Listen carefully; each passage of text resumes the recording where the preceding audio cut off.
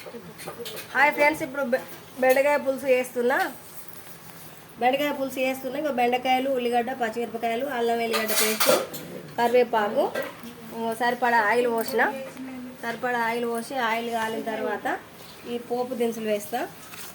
పోపు దినుసులు గోలిన తర్వాత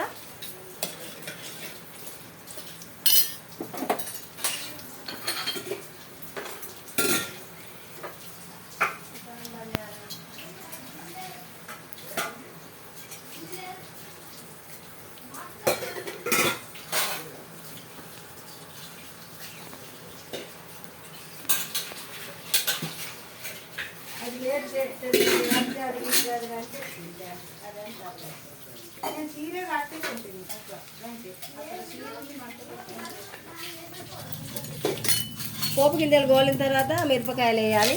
ఒక 2-3 మిరపకాయలు. తర్వాత అల్లం వెల్లిగడ్డ పేస్ట్, కరివేపాకు,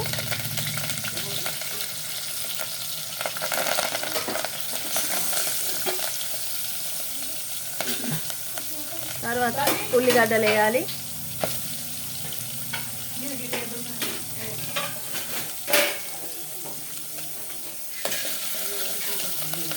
ఉల్లిగడ్డలు వేసి సరిపడా అంత పసుపు వేయాలి.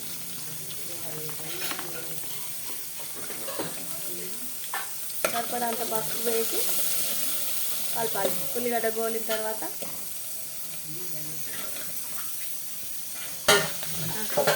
బెండకాయ గోలిన తర్వాత ఉల్లిగడ్డ గోలిన తర్వాత ఇంకా బెండకాయలు వేయాలి.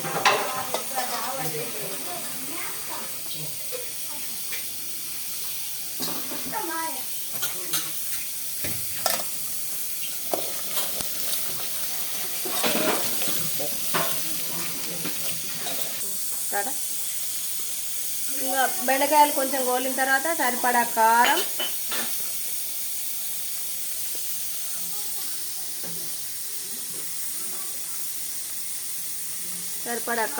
ఉప్పు,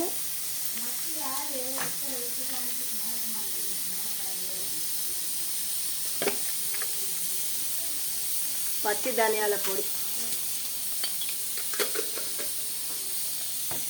వేసి కలపాలి.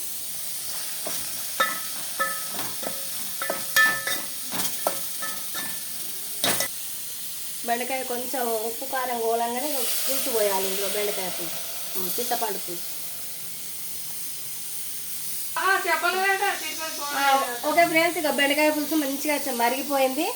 ఇంకా గరం మసాలా వేసి చేసుకోవడమే. ఇంకా గరం మసాలా వేసి గుమ్మగుమ్మలాడే బెండకాయ పులుసు రెడీ. కలుపుకొని